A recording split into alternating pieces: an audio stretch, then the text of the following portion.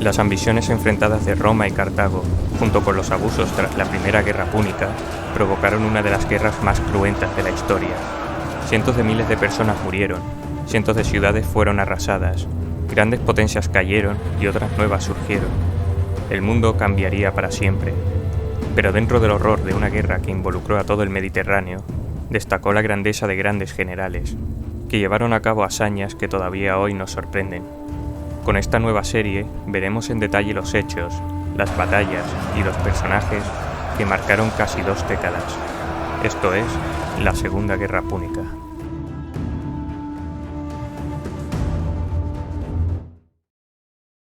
En el 281 a.C., Roma le declaró la guerra a Tarento, la colonia griega más poderosa de la Magna Grecia. Los tarentinos pidieron ayuda a Pirro, rey de Épiro, que envió un ejército para combatir la amenaza romana.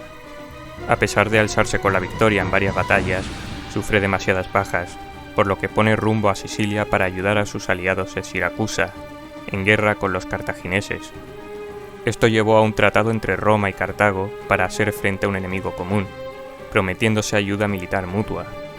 Pero aunque Pirro fue derrotado definitivamente en el 275, ninguna de las dos partes había cumplido con su parte del trato.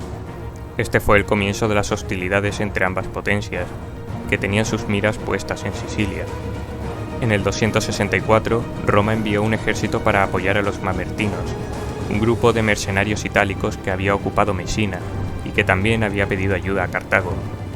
Comenzaba la Primera Guerra Púnica, que tuvo como escenario toda la isla y sus alrededores.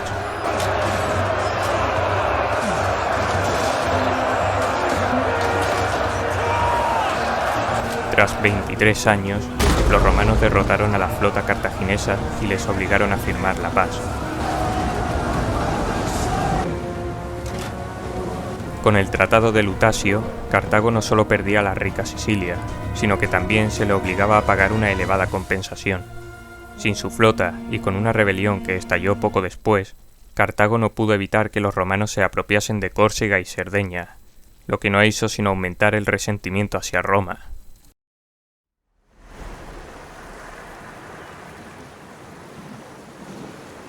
Amílcar Barca, un destacado general en la lucha contra los romanos en Sicilia, expuso que para mantener la riqueza de Cartago era necesario compensar la pérdida de las islas. Por ello miraron hacia el oeste, a Hispania, una tierra llena de riquezas que le permitirían enfrentarse a Roma una vez más. Los cartagineses ya tenían presencia en la península, aunque se limitaba a la costa sur. Pero más al norte, la agricultura y las minas proporcionarían unos ingresos todavía mayores a los de las posesiones perdidas. Amílcar reunió un ejército y marchó por la costa norte de África, pero tenía un problema. La guerra había acabado con la mayor parte de la flota. No tenían barcos con los que transportar a su ejército, el cual incluía elefantes. Tuvieron que construir balsas para transportar a los animales y requisar barcos de pesca. Los 20.000 hombres de Amílcar atravesaron el estrecho de Gibraltar y usaron Gades como base de operaciones, haciendo una tregua con los tartesios y derrotando a los turdetanos. De este modo, se hizo con el control de las valiosas minas de oro y plata de Sierra Morena. Tras ocupar el sur y el este, se dirigió hacia el centro, donde asedió sin éxito a la ciudad de Elche. Durante la retirada, los oretanos, liderados por Orisus, tendieron una emboscada a los cartagineses mientras atravesaban el río Júcar. Prendieron fuego a troncos cargados en carros, haciendo que los bueyes que los tiraban se lanzasen contra el ejército cartaginés. Aprovecharon la sorpresa y el terror de caballos y elefantes para atacar con ventaja, causando una gran cantidad de bajas.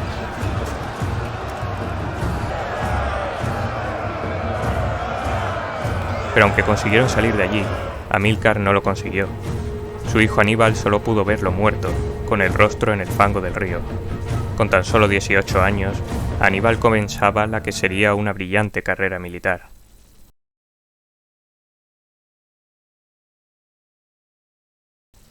En el 221, Aníbal había sido nombrado comandante en jefe y había dedicado los 2 años siguientes a consolidar los dominios cartagineses en Hispania.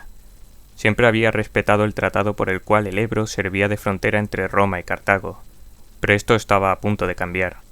Los romanos, temerosos de los avances de los cartagineses, se aliaron con la ciudad de Sagunto, situada al sur del Ebro.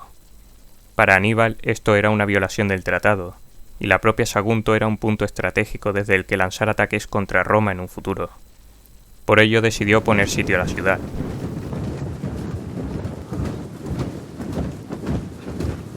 Sagunto se levantaba sobre un promontorio a 3 kilómetros del mar. Las escarpadas laderas, junto con los altos muros, la hacían inexpugnable. Aníbal rodeó la ciudad, aislándola de la costa, y usó catapultas para atacar desde el oeste, el sector más vulnerable de las murallas.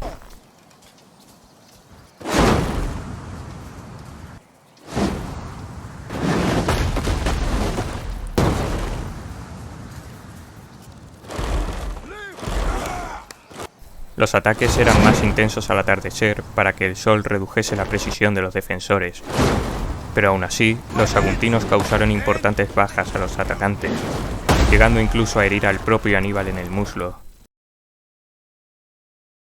Mientras tanto, las noticias del asedio habían llegado a Roma.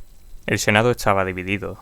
Unos pedían que se enviasen tropas para ayudarles, mientras que otros sugerían negociar primero. Pero, ¿por qué Roma no intervenía para ayudar a su aliado? Tras la victoria sobre Cartago en el 241, se abrió un nuevo horizonte. El Mediterráneo estaba al alcance de los romanos. Cartago estaba muy debilitada, pero con su reciente expansión no solo volvía a ser una amenaza, sino también un obstáculo. A Roma le interesaba acabar con su rival para así controlar el Mediterráneo occidental. En un principio no habían mostrado interés en Hispania, pero las riquezas y las alianzas que los cartagineses estaban consiguiendo allí les hizo cambiar de opinión. Por ello trataron de limitar la expansión cartaginesa creando una frontera en el Tajo. También aceptaron a Sagunto como un aliado porque así impedían que los cartagineses tuviesen una posición firme desde la que invadir Italia. En el Senado habían dos corrientes. Por un lado estaba la alianza de los Emiliopaulos y los Escipiones, familias con un creciente poder y una gran influencia tanto en el Senado como entre la población. Eran un sector que podríamos considerar progresista, amantes de la cultura griega e impulsores del teatro. Pensaban que Cartago representaba una seria amenaza, en especial su nuevo general, Aníbal. Debían enviar tropas a Hispania no solo para ayudar a un aliado, sino para acabar con aquella amenaza antes de que fuese a más. Pero habían voces contrarias. La más importante era la de Quinto Fabio Máximo, augur y 2 veces cónsul, con gran influencia en el Senado, especialmente entre los conservadores. Se opuso a la propuesta de enviar tropas alegando que, mientras los cartagineses llevaban años de campañas en Hispania, los romanos solo habían luchado contra galos y piratas. El enfrentamiento no sería tan fácil, por lo que en este caso la mejor opción era negociar. Pero las palabras de Fabio siempre tenían intenciones ocultas. Según Plutarco, Fabio tenía en apariencia un carácter relajado y prudente, pero al mismo tiempo era decidido y aspiraba a la misma grandeza que habían tenido su padre y su abuelo. Ser augur, es decir, el encargado de interpretar los presagios para predecir el futuro, le daba mayor capacidad de influir sobre las decisiones del Senado. Podría haber resultado extraño que alguien tan firme y con tan buen historial político y militar se negase a provocar la guerra que tanto anhelaba Roma, pero tenía motivos para hacerlo, al menos por el momento. Fabio, un firme defensor de las tradiciones romanas, veía en el creciente poder de los Escipiones y en su amor por Grecia una amenaza. Si se enviaba un ejército, con casi total seguridad los cartagineses se retirarían, aumentando el prestigio de los Escipiones.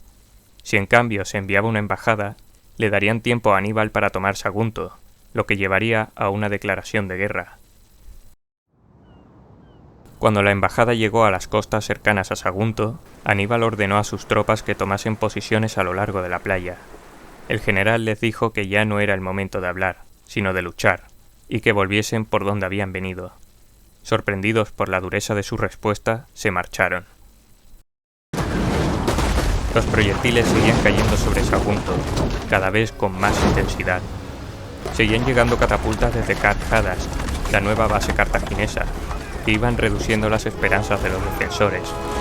Los muros eran reparados a medida que eran dañados, pero el ritmo con el que se destruían comenzaba a ser excesivo. También estaba en marcha la construcción de una gigantesca torre de asedio, de 30 metros de altura y con varias catapultas. En otoño, tras 8 meses de duro asedio, Aníbal lanzó el ataque final. Los defensores sabían que la resistencia era inútil, y en un acto de desesperación hicieron hogueras y arrojaron en ellas todos los objetos de valor. Algunos incluso se lanzaron ellos mismos al fuego. Los defensores asesinaron a las mujeres y a los niños y después se suicidaron. Los que quedaron lucharon hasta morir. Aunque Aníbal había ofrecido el perdón a la población, la destrucción de sus propiedades le hizo cambiar de idea y ejecutar a todos los adultos que hubiesen sobrevivido. Cuando las noticias llegaron a Roma, se decidió enviar una embajada a Cartago, con el propósito de averiguar si el asedio de Sagunto había sido decisión de Aníbal o una orden de Cartago. Pero antes de partir hicieron preparativos. Para ese año habrían 6 legiones, formadas por 25.800 soldados romanos y 44.000 aliados, junto con 240 barcos de guerra. A pesar de las ansias de Roma por enfrentarse a Cartago, lo cierto era que la situación era complicada. Roma ya estaba luchando 2 guerras, al norte contra los galos y al otro lado del Adriático contra los ilirios. Roma quedaría rodeada por enemigos. Por ello, se dieron 2 legiones a cada uno de los cónsules del año siguiente. Tiberio Sempronio Longo tomaría posiciones en Sicilia junto con 180 de los nuevos barcos, con el objetivo de invadir África si la ofensiva cartaginesa fallaba. Lucio Manlio, el pretor, dispondría de otras 2 legiones para proteger el norte de Italia contra los galos. Esto dejaba a Escipión, que partiría hacia Hispania con menos tropas y 60 barcos. La embajada a Cartago estaba encabezada por Fabio Máximo, junto con los cónsules Livio Salinator y Emilio Paulo, el excónsul Licinio Varo y Bebio Tánfilo, un senador que había acudido otras veces a Cartago. Fabio expuso el asunto, según dicen, sin hacer más acusaciones. Uno de los sufetes, un cargo similar al de los cónsules en Roma, respondió que aquel no era un asunto que importase a extranjeros, y que juzgar los actos de uno de sus generales solo les correspondía a ellos.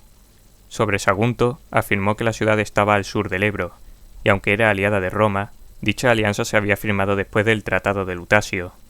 Los saguntinos se habían sublevado, y por ello su ataque quedaba justificado. A continuación Fabio intervino diciendo: «Vengo dispuesto a ofreceros tanto la guerra como la paz. De vosotros depende la decisión».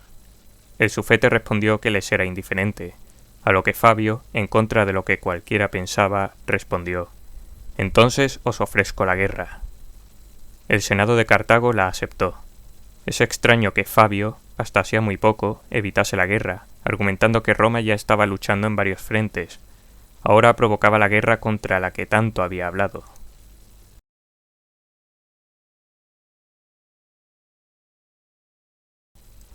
Aníbal recibió la declaración de guerra en Carchadast y enseguida puso en marcha su plan. El principal objetivo de Cartago era mantener la guerra alejada de África, donde la agricultura mantenía a los poderosos terratenientes, y de Hispania, cuyas minas proporcionaban dinero y sus tribus tropas. Roma se había ganado muchos enemigos en las últimas décadas. Unirlos obligaría a los romanos a multiplicar sus frentes. Aníbal envió mensajeros a la Galia Cisalpina para intentar conseguir el apoyo de las tribus que tanto llevaban luchando contra el creciente poder de Roma, especialmente los boios y los insubres. Para evitar que los romanos atacasen Cartago desde Sicilia, lanzarían varios ataques y apoyarían a los sectores descontentos con los romanos. Pero los planes de Aníbal eran más ambiciosos. Pretendía llevar la guerra a Italia y humillarles en su propio territorio. Pero antes debía asegurar el control de los territorios al norte del Ebro, aliados con los romanos. Antes de partir hacia el norte, Aníbal dejó a cargo de Iberia a su hermano Asdrúbal. Se le asignó un ejército de 10.000 soldados y 1.000 jinetes venidos desde África. A cambio, Aníbal envió a 26.000 guerreros y 1.000 jinetes de Iberia para reforzar Cartago. Ambos ejércitos, estando lejos de sus respectivos hogares, lucharían con más arrojo al no tener a dónde huir. Asdrúbal también recibió una flota de 57 barcos para guardar la costa, aunque solo pudieron preparar 37. Aníbal atravesó entonces el Ebro con 90.000 soldados, 12.000 jinetes y 58 elefantes. El objetivo era controlar gran parte de la zona de forma rápida, por lo que dividió su enorme ejército en 3 columnas. Sus órdenes eran acabar con toda resistencia por parte de las tribus aliadas con los romanos, principalmente los silergetes, bargusios, airenosinos y andosinos. Sin embargo, evitó las ciudades costeras controladas por los romanos, para así ahorrarse los largos tiempos de asedio. No se sabe a ciencia cierta cuántos hombres murieron durante la campaña, posiblemente unos 13.000, pero cuando Aníbal atravesó los Pirineos, su ejército se había reducido a la mitad, unos 50.000 hombres, 9.000 jinetes y 37 elefantes. Además de las bajas, había dejado atrás a las tropas de Asdrúbal, junto con otros tantos al mando de Hanón para controlar la zona recién ocupada. También envió a casa a 11.000 iberos para ganarse una buena reputación entre sus tribus, además de para dejarles descansar y mejorar su moral. Con una ruta de aprovisionamiento segura, los cartagineses marcharon a través de los Pirineos y alcanzaron la Galia, que atravesaron sin problemas gracias a los generosos pagos que hizo a los jefes locales. El ejército cartaginés era único en el mundo antiguo. La mayor parte de sus tropas estaban formadas por vasallos, aliados y mercenarios. Los cartagineses ocupaban los puestos importantes, como generales o jefes de la caballería, y en caso de luchar en África, los nobles formaban la llamada Legión Sagrada, que imitaba a los hóplitas griegos. Dentro del ejército, la mayor parte de la infantería, ya fuese ligera o pesada, estaba formada por los libios. La infantería pesada estaba formada por hóplitas, que luchaban con lanzas y escudos circulares en formación cerrada. Las tropas ligeras llevaban jabalinas y escudos pequeños y servían como apoyo. Con la ocupación de grandes zonas de Hispania, añadieron un mayor número de tropas íberas, reputadas por su moral y su habilidad en combate. Su infantería pesada estaba equipada con grandes escudos ovalados, jabalinas, conocidas como angón, y falcatas. Pero uno de los puntos fuertes del ejército era la caballería. La pesada estaba formada por cartagineses, libios y libiofenicios, hábiles y disciplinados, equipados con largas lanzas y escudos. La ligera estaba formada por los temibles númidas, considerados entonces como los mejores jinetes, que flanqueaban o rodeaban al enemigo y les lanzaban jabalinas para hostigarlos. Por último estaban los temidos elefantes, una especie ahora extinta del norte de África. Aunque más pequeños que los actuales elefantes de sabana, provocaron un fuerte impacto en cualquier enemigo. Su mera presencia aterraba a hombres y caballos, y sus cargas barrían las líneas para facilitar el ataque al resto del ejército. Esta variedad estaba inspirada en los ejércitos de Macedonia, que introdujo el mercenario espartano Jantipo durante la Primera Guerra Púnica. Por otro lado, la flota era la especialidad de Cartago. Eran descendientes de los mayores navegantes del Mediterráneo, y la flota, a diferencia del ejército, estaba formada casi exclusivamente por los ciudadanos de Cartago. Sus barcos eran célebres por su calidad, construidos en masa con piezas numeradas para facilitar el ensamblaje. El tipo de barco más usual era el quinquerreme, con 90 remos a cada lado, unos 300 tripulantes y hasta 120 soldados. Con la fuerza de sus remeros era capaz de alcanzar una velocidad de 8 nudos. Mientras tanto, el cónsul Cornelio Escipión y su hermano Icneo llegaron a Masilia. Deberían haber llegado antes, pero una rebelión de los galos del norte de Italia les obligó a ceder una de sus legiones, reclutando a una nueva antes de partir. Después de 5 días llegaron a la ciudad, donde fueron informados, para su sorpresa, de que Aníbal no solo había abandonado Hispania, sino que estaba al otro lado del Ródano, a apenas 4 días. Aún así, la situación no era tan grave como pudiese parecer. El Ródano, por su profundidad y sus corrientes, suponía un obstáculo difícil de salvar, más aún con los polcos, a los que los masilios habían pagado para mantener a los cartagineses en la margen derecha del río. Cada vez que lo intentaban atravesar, los galos los acribillaban con proyectiles, ya que a pesar de que el río era menos profundo en verano, las corrientes ralentizaban a los atacantes. Aníbal estaba reuniendo barcos y balsas para cruzar, y mientras tanto había enviado a Maárbal, su jefe de caballería, al sur para hacer frente a los romanos. También había enviado a Hanón al frente de una pequeña fuerza de caballería e infantería en dirección norte, para buscar un punto seguro por el que cruzar. Para distraer a los volcos, siguió lanzando escaramuzas que terminaban en retirada. Gracias a los guías galos, Hanón descubrió un punto estrecho del río 40 kilómetros al norte. Mientras preparaban balsas para transportar a la caballería, los guerreros iberos atravesaron el río a nado, llevando su ropa y sus pertrechos en bolsas que hacían de flotadores. Tras acampar y descansar durante el día, prosiguieron su marcha durante la noche. 6 días después de la llegada de los cartagineses, una columna de humo indicó al grueso del ejército que Hanón estaba junto a las posiciones enemigas. Aníbal dio orden de avanzar. Las tropas se embarcaron en barcas, mientras que la caballería usó balsas más al norte para aprovechar la corriente. Los galos, viendo que la fuerza enemiga al completo estaba atravesando el río, se acercaron a la orilla para poder alcanzarlos antes de retirarse a las trincheras. El ruido provocado por las tropas cruzando el Ródano era tal que los volcos no escucharon a las tropas de Janón, que se lanzaban contra su retaguardia. El caos del combate los desorganizó, pero lo más importante es que dejaron de prestar toda su atención en el ejército, que empezó a desembarcar y a atacarles.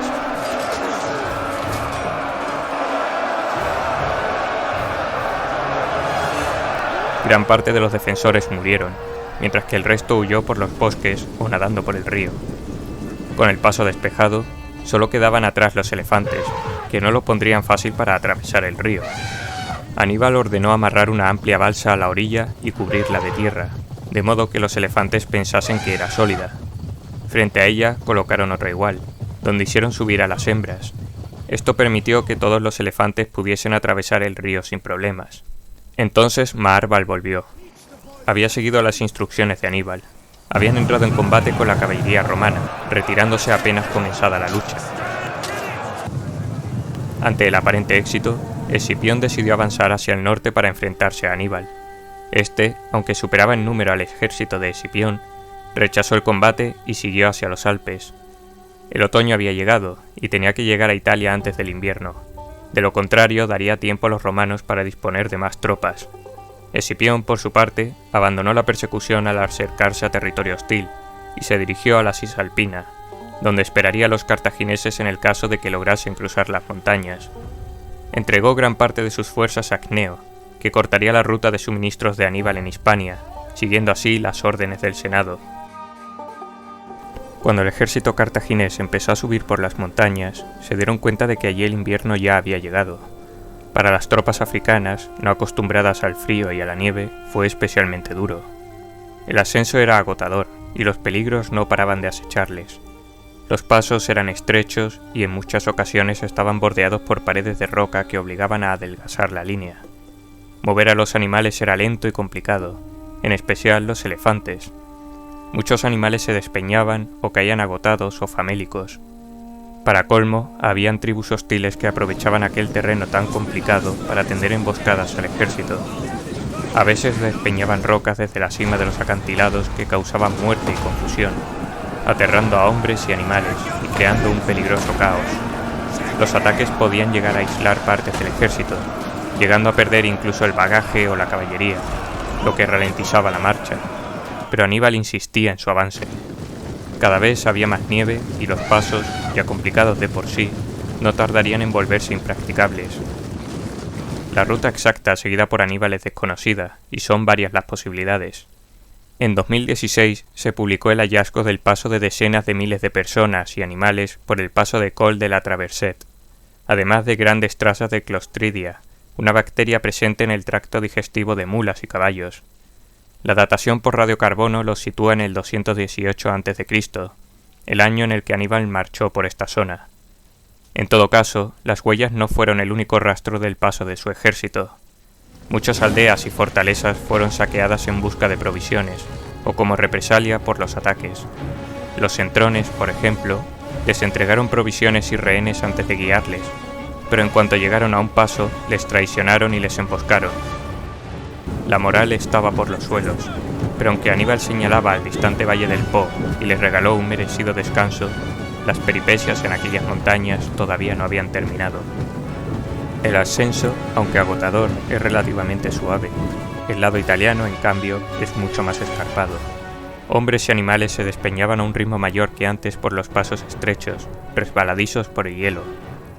Entonces se toparon con un obstáculo insalvable, un desprendimiento de rocas y nieve que bloquea unos 300 metros de camino. Intentan bordearlo, pero la nieve, que cae durante todo el año, es demasiado profunda. Establecen un campamento mientras piensan qué hacer. Aníbal no va a retroceder, y tampoco está dispuesto a dejar pasar más tiempo. Ordenan que se corten los árboles cercanos y que la madera se apile para crear una gran hoguera. Calentadas las rocas, se empaparon de vinagre hasta que empezaron a agrietarse. El ejército entonces se turnó para abrir un camino lo antes posible. Tardaron 4 días en atravesarlo. Después de eso, se establecieron en un valle en el que había pastos para los animales casi muertos de hambre, además de descanso para los fatigados soldados. El paso de los Alpes les había llevado apenas 15 días, aunque el número de muertos es desconocido. Los cartagineses estaban en Italia.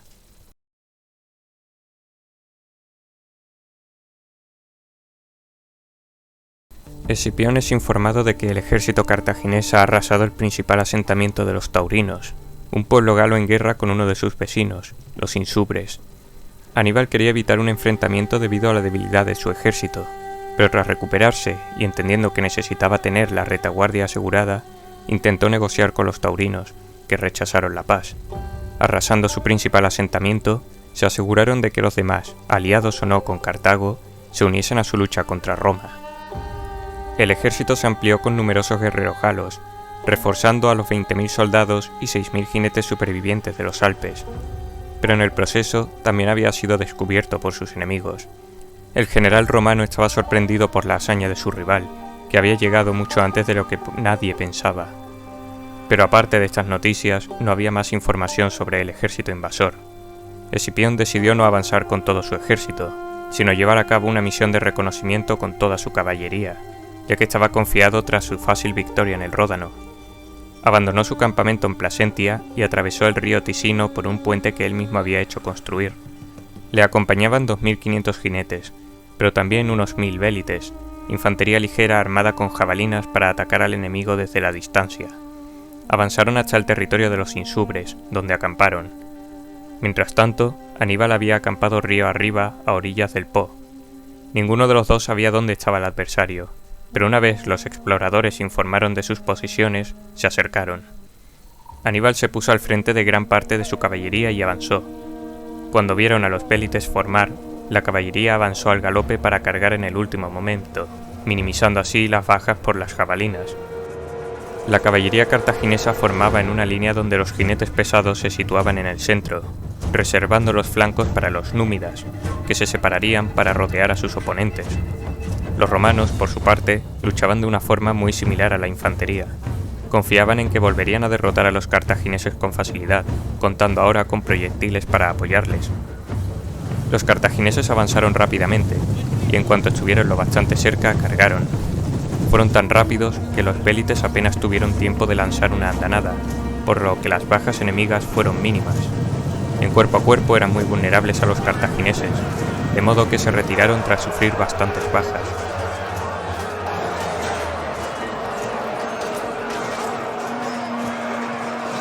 La caballería romana apenas tuvo tiempo para cargar, comenzando el combate cuerpo a cuerpo mientras los númidas rodeaban la formación. Los jinetes desmontaban para luchar mejor apoyados por los vélites. En la retaguardia, sin participar en el combate, estaba el hijo de Escipión, el futuro africano, que tenía tan solo 17 años. Su padre lo había dejado al mando de una turma veterana de 30 jinetes, junto con el decurión Lelio como reserva.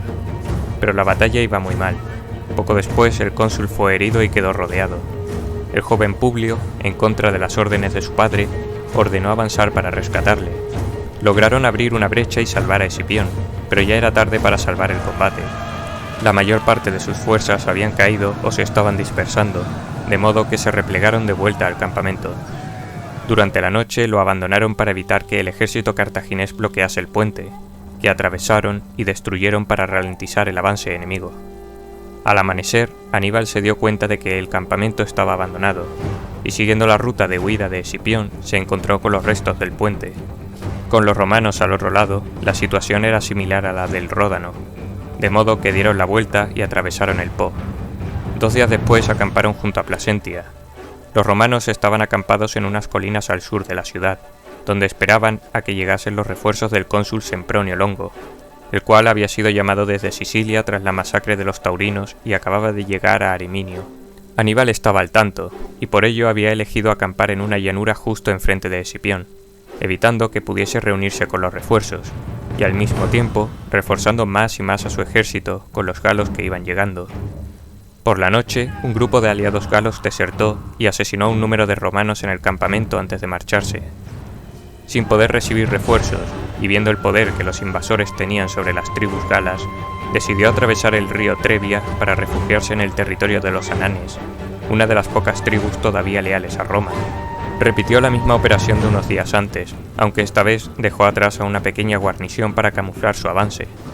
Mientras atravesaban las frías aguas del río, fueron descubiertos por una unidad de caballería, pero picaron en el anzuelo y atacaron el campamento en lugar de ralentizar al ejército, de modo que pudieron escapar y alcanzar una zona montañosa, donde se hicieron fuertes y donde los cartagineses perdían la ventaja de su caballería. Sempronio Longo llegó con su ejército a principios de diciembre. Los cartagineses habían tenido problemas para mantener su siempre creciente ejército, de modo que habían sobornado a la guarnición de un depósito de grano cercano.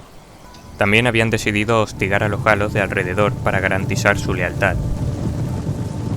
Respondiendo a su petición de ayuda, Sempronio se puso al frente de una pequeña fuerza que consiguió mandarles de vuelta al campamento. Pero aunque los cartagineses tenían preparado un contraataque, Aníbal ordenó que no salieran. De esta forma, Sempronio pudo apuntarse una victoria sobre la caballería enemiga, la misma que había derrotado a Escipión. Después de esto, los romanos estaban confiados, y Sempronio insistía en atacar a los cartagineses cuanto antes. Escipión tenía otros planes. Quería esperar a que pasase el invierno, confiado en poder entrenar mejor a sus tropas y en que los siempre inestables galos le dieran la espalda a los invasores. Pero Escipión seguía indispuesto por sus heridas, lo que seguramente le daba a Sempronio el control total de los dos ejércitos. Los romanos contaban con 40.000 hombres, de los cuales 20.000 eran tropas aliadas y 4.000 eran jinetes, una ligera ventaja sobre los cartagineses, que contaban con 38.000. Junto a los 20.000 soldados pesados habían 8.000 ligeros y 10.000 jinetes. Esta diferencia, aunque pequeña, contribuía también a la confianza de los romanos. Además, las elecciones a cónsul estaban tan solo a unos días, y Sempronio quería celebrar una victoria antes de ser sustituido. Aníbal conocía perfectamente la situación en el campamento y la relación entre ambos cónsules. En torno al solsticio de invierno, Aníbal envió un destacamento de unos 1.000 hombres y otros tantos jinetes al lecho de un río seco, el cual estaba cubierto por plantas, perfecto para preparar una emboscada. La unidad estaba comandada por Magón, el hermano menor de Aníbal, que tomó posiciones durante la noche. Al amanecer, la caballería númida fue enviada para atacar el campamento romano. Los defensores reaccionaron enviando a toda su caballería y movilizando al ejército para salir de inmediato. Los númidas se retiraron, actuando de cebo para cansar a la caballería romana, más pesada, y para provocar a la infantería. Los romanos, sin tiempo siquiera para desayunar, atravesaron el río, poco profundo, pero en un día muy frío y en medio de una nevada, factores que irían en su contra. Los cartagineses, desayunados y calientes, empezaron a formar. Una línea de escaramuzadores cubría a la infantería, con las tropas pesadas africanas a la derecha, los galos en el centro y los íberos a la izquierda. Tanto la caballería como los elefantes se repartieron entre los flancos. Mientras tanto, los númidas que huían dieron la vuelta y atacaron a sus perseguidores, provocando su retirada hacia los flancos. Entonces aprovecharon y atacaron a los vélites que se habían adelantado, causando numerosas bajas y haciendo que gastasen su munición. La infantería romana se acercó y comenzó el combate cuerpo a cuerpo.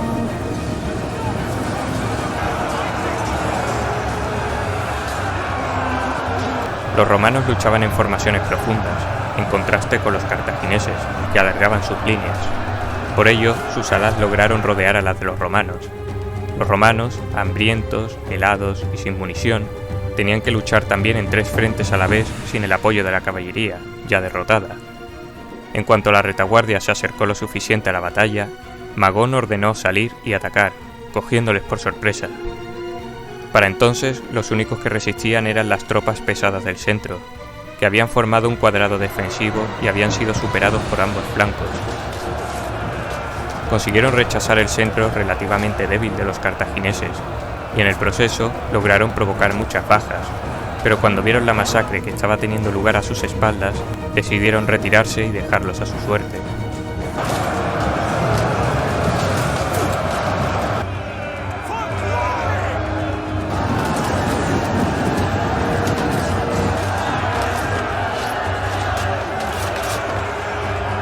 La primera batalla de la guerra había sido un desastre para los romanos. Perdieron entre 28.000 y 30.000 hombres, frente a tan solo 5.000 bajas enemigas, en su mayoría galos. Pero esta batalla contiene muchos datos inexactos y dudosos que se contradicen entre sí. Esta versión de la batalla es la que ofrece Livio, aunque según otras, las posiciones de ambos bandos estaban intercambiadas, de modo que los romanos tendrían que haber atravesado el Trevi a 2 veces para huir hacia Placentia. Por otra parte, los refuerzos de Sempronio no podrían haberse reunido con las tropas de Escipión si Aníbal estaba en el lado de Placentia, a no ser que hubiesen seguido otra ruta. El cuadrado defensivo avanzó hacia Placentia al tener el río entre ellos y el campamento, de modo que los cartagineses estarían en la margen derecha. De cualquier forma, los supervivientes se refugiaron en Placentia y en Crotona, al otro lado del Po. Los cartagineses asediaron ambas ciudades, aunque seguían estando aprovisionadas por el río. Sempronio logró escapar y llegar a Roma para supervisar las elecciones. Las noticias de la derrota habían aterrado a la población, pero a pesar de las pérdidas, estas seguían siendo casi insignificantes. Aníbal tuvo que detenerse ante el frío y el mal tiempo, recibiendo más refuerzos de unas tribus impresionadas, a la vez que iba haciéndose con el control de los alrededores de las ciudades que no podía conquistar. Por primera vez desde Pirro, un invasor pisaba Italia y derrotaba a los romanos en su propio territorio. Roma volvía a estar amenazada.